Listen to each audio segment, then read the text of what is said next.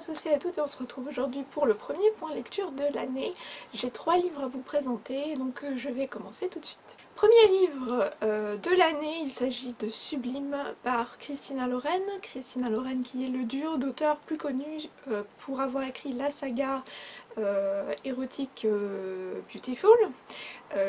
Donc alors là pour le coup Sublime, il s'agit d'un livre young adulte, ce n'est pas une saga, c'est un one shot et pour le coup ça n'a absolument rien à voir avec la saga Beautiful. Donc voilà, mis à part le duo d'auteurs qui écrit sous le nom de plume Christina Lauren. Sublime, il s'agit de quoi? Il s'agit d'une histoire d'amour entre un humain et un fantôme, ce qui fait son originalité parce que c'est pas courant, on n'en a pas trop l'habitude de lire à ce sujet-là. C'est d'ordinaire plutôt des vampires ou des loups-garous et c'est ce qui, j'avoue, m'a attiré énormément dans ce livre. J'avais entendu énormément d'avis très mitigés par rapport à ce livre, notamment des avis américains qui étaient très très mauvais pour ce livre, et ensuite des avis francophones qui étaient beaucoup plus sympathiques vis-à-vis de cet ouvrage. Donc je me suis dit, ça m'a intriguée et je me suis dit, il faut absolument que je tente ma chance. Faut que je me fasse mon propre avis sur le sujet, et en plus de ça, l'histoire d'amour entre un être humain et un fantôme, c'est vrai que ça m'attirait encore plus, d'autant que l'histoire se passe dans un pensionnat, et donc forcément entre Harry Potter et Night School, ça ne pouvait que me plaire. Dans Sublime, on rencontre donc Lucy et Colin. Lucy qui est une jeune fille décédée depuis une dizaine d'années et qui réapparaît mystérieusement sur le chemin de l'école privée du pensionnat du coin.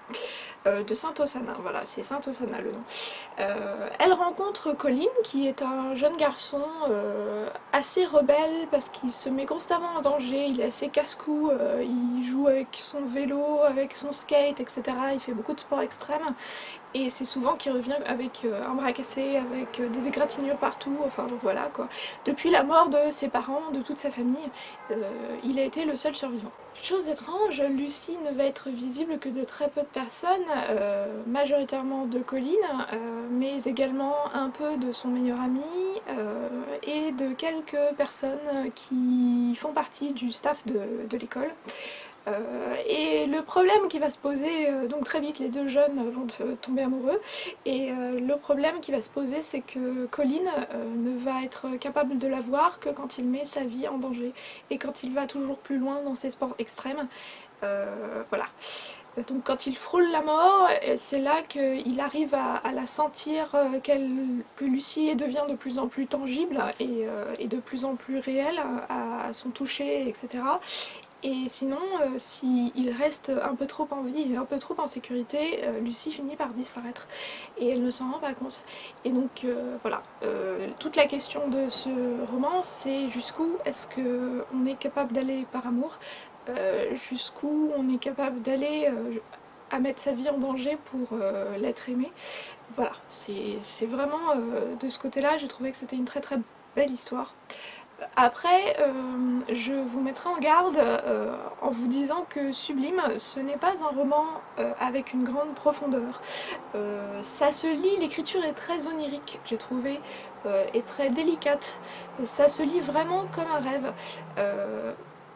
Comme une aventure en fait, ou comme sur une vague en fait, où on se laisse porter par les personnages, par leurs sensations, par leurs ressentis. C'est vraiment quelque chose de très fantomatique en fait, comme tu vois, c'est une ambiance assez spéciale. Et si vous cherchez des retournements de situation pas possibles avec des secrets, des révélations incroyables, c'est pas ce que vous trouverez dans Sublime. Je pense que c'est aussi pour ça que les gens ont été un peu déçus, voire beaucoup, par ce roman, parce qu'ils n'ont pas su l'aborder forcément de la meilleure façon qui soit. Je pense qu'ils n'ont pas forcément saisi la façon dont l'auteur, les auteurs en tout cas, ont écrit ce livre. C'est vraiment un livre où il faut se laisser porter, il faut se laisser aller avec le flot de l'écriture. Voilà, il faut être dans l'atmosphère, il faut être dans un bon contexte psychologique pour lire ce livre. C'est pas un livre qui vous fera trépigner d'adrénaline. J'ai vraiment bien aimé l'écriture. Alors après, c'est vrai qu'il se destinait à être un 4 sur 5 pour moi, jusqu'aux 2 tiers du livre, on va dire, 2 tiers, 3 quarts du livre, où j'avoue que l'onirisme est allé vraiment un peu trop loin pour moi, parce qu'au bout d'un moment, vous ne savez plus trop qu'est-ce qui se passe. Vous flottez entre deux mondes, entre le monde des vivants et le monde des morts, hein, voilà, et quand les deux personnes arrivent à la frontière de ces deux mondes, on ne sait plus bien de quoi il est question. Je ne vais pas vous rentrer trop dans les détails pour pas trop vous spoiler, si vous souhaitez découvrir ce livre, mais c'est vrai qu'il y a une courte partie, elle n'est pas trop longue non plus, mais une courte partie où on ne comprend plus trop de quoi il est question, et donc c'est vrai que le 4 sur 5 pour lequel je destinais ce livre est tombé à 3 sur 5 à partir de voilà, les 2 tiers, 3 quarts du livre, voilà. Sinon, globalement, c'était une très bonne lecture et je vous incite à essayer de le découvrir si ça vous intéresse, parce que c'est vrai que pour moi, c'est pas une lecture qu'on lit tous les jours. Ça m'a vraiment étonnée et c'est vrai que c'est resté assez marquant de ce point de vue. J'ai ensuite lu 1414 de Silène Edgar et Paul Beorn, publié aux éditions Castelmore. Ce livre, alors forcément il fallait que je l'ai lu avant la fin de 2014, donc pour le coup c'était vraiment les tout derniers jours, puisque c'est un roman qui commémore le déclenchement de la Première Guerre mondiale, donc le centenaire du déclenchement de la Première Guerre mondiale en 2014. C'est un roman très jeunesse, on va pas se mentir, mais qui est potentiellement lisible par tout le monde, et au contraire il faut être lu par tout le monde pour ce livre, il faut vraiment le lire parce qu'il est très mignon, et en même temps il parle d'un sujet qui mérite d'être lu, ne serait-ce que par devoir de mémoire pour toutes les personnes qui ont perdu la vie pendant cette guerre, et je pense qu'on a énormément d'ancêtres qui ont perdu la vie pendant cette guerre, même si on ne le sait pas forcément. Ça a vraiment été une boucherie, et voilà, donc bon. Il n'en est pas question dans le livre, puisqu'on va suivre deux Adrien. Un Adrien sans H qui vit en 2014 à Laon, en Picardie, et un autre Adrien avec un H cette fois-ci qui vit en 1914 dans un petit village à côté de Laon. Un jour, mystérieusement, deux boîtes aux lettres vont apparaître à côté de leurs maisons respectives, et par un espèce de malentendu et de quiproquo, ils vont devoir, donc après le premier de l'an, envoyer leurs vœux à leurs cousins respectifs, chacun, cousins très éloignés.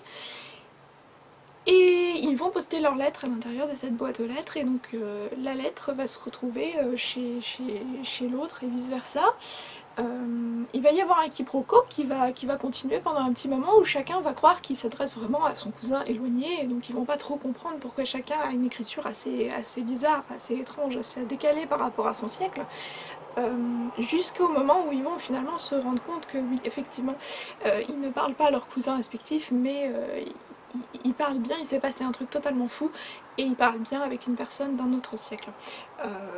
Et donc là, on se rend compte, la mise en perspective, parce que c'est alterné en fait, un chapitre est écrit du point de vue de Adrien en 1914 et un chapitre est écrit du point de vue de Adrien en 2014. Et là en fait, en mettant en parallèle justement les deux histoires et les deux quotidiens des deux jeunes gens, on se rend compte à quel point notre quotidien à nous en 2014 et donc aujourd'hui en 2015 est vraiment très différent du quotidien des jeunes enfants du même âge un siècle auparavant. C'est vrai que tout ce qu'on prend aujourd'hui pour acquis dans le confort au quotidien qu'on a, ne serait-ce qu'avoir de l'eau chaude à notre robinet directement, c'est vrai que pour eux c'était pas forcément évident, et ça n'allait pas de soi. L'école aussi, dont les enfants aujourd'hui se plaignent énormément d'aller tous les matins. C'est vrai qu'à l'époque c'était un peu un luxe, et justement certains voulaient poursuivre leurs études et ne pouvaient pas parce que leurs parents les destinaient à des métiers manuels. Donc voilà, il y a énormément de choses qui sont mises en perspective, et je pense que c'est un très très beau clin d'œil. C'est un beau travail d'histoire que les deux auteurs ont fait là. En plus de ça, à chaque fin de de paragraphes, non pas de paragraphes, de chapitres, pardon. Alors pas tous les chapitres, mais certains. Il est fait donc référence à certains événements de l'histoire, et donc qui ont marqué le quotidien de Adrien en 1914, et vous avez des facsimilés de documents qui sont mis à la fin de certains chapitres, donc que cela concerne les événements, ou que cela concerne des personnes importantes. Voilà, vous avez des photos d'époque, etc. Et j'ai trouvé que c'était très intéressant, parce que, alors je sais pas si c'est un souvenir personnel et que depuis ça a changé, mais il y a 10 ans, quand j'ai passé mon bac, c'est vrai que j'avais l'impression qu'on mettait plus l'accent sur la Deuxième Guerre mondiale que sur la Première. J'avais des souvenirs beaucoup plus vibrants, on va dire, des atrocités de la Deuxième Guerre mondiale plutôt que de la Première. Alors peut-être que grâce au centenaire de la Première Guerre mondiale, en ce moment, les choses ont un peu changé dans l'éducation nationale, et on nous en apprend plus maintenant, enfin en tout cas aux lycéens, on leur en apprend plus sur cette période, et c'est vrai que ça m'a permis de redécouvrir des choses qui étaient... auquel, enfin je vais pas dire que j'avais oublié, mais enfin si, peut-être un peu, qui était peut-être un peu flou pour moi, et ça m'a permis de reprendre conscience sur certaines choses et certaines atrocités voilà quoi, de cet événement absolument horrible.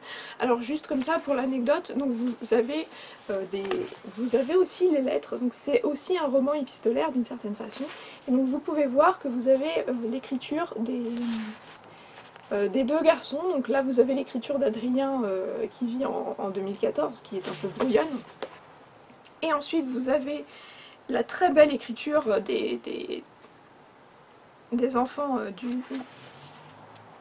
du siècle dernier, qui était très appliquée, etc., comme on leur apprenait, avec des pleins et des déliés, etc. Donc vraiment c'est un autre petit clin d'œil.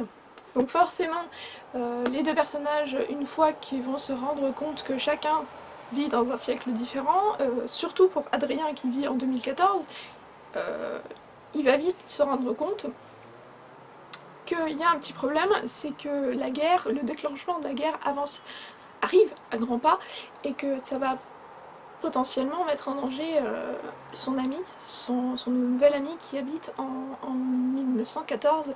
Donc il va essayer de le prévenir pour qu'il puisse se mettre à l'abri et mettre à l'abri ses proches. Et donc voilà, ça va être une course contre la montre pour se demander s'il va finir par y arriver, si les personnages vont réussir à survivre après cette guerre. Voilà, parce que les Allemands arrivent, et surtout la Picardie va être un endroit qui va être ravagé par le déclenchement de la Première Guerre mondiale et l'invasion allemande. Donc c'est vraiment très passionnant. Certes, c'est un roman qui reste un roman, c'est pas un livre d'histoire. Donc il apporte quelques pistes historiques. Je sais que ce livre a été proposé notamment pour l'étudier en classe par de nombreux enseignants. Il apporte quelques pistes historiques, mais après, voilà, ça fait pas tout. Ensuite, c'est bien de compléter, justement, ça met le pied à l'étrier, on va dire, des gens et des élèves, et des jeunes, mais ensuite c'est bien de le compléter avec des livres d'histoire, avec des témoignages, etc., pour pouvoir en apprendre plus. Mais j'ai trouvé que c'était une très belle initiative pour justement sensibiliser les plus jeunes à cette question, ce fait historique marquant, et qui, je pense, aurait pu changer la face de l'Europe, et en tout cas la face du monde maintenant, s'il avait eu une issue différente. Voilà. Au passage, il a reçu le prix Gulli du roman 2014, donc félicitations à lui. Et dernier livre que j'ai à vous présenter, il ne s'agit pas d'un roman, mais il s'agit d'une BD. Il s'agit de Chat versus Humain de Yasmine Surovec, publié aux éditions Hugo et compagnie, collection de singes. Donc alors c'est une BD pour les amoureux des chats et pour les propriétaires de chats, voilà, qui se reconnaîtront forcément dans l'une des nombreuses situations dessinées et croquées par l'auteur et dessinatrice de cette bande dessinée. Voilà, donc je vais pas vous en raconter trop parce qu'il n'y a pas forcément d'histoire logique, mais je vous montre quelques planches, voilà, quand vous vous retrouvez envahi par vos chats sur votre lit.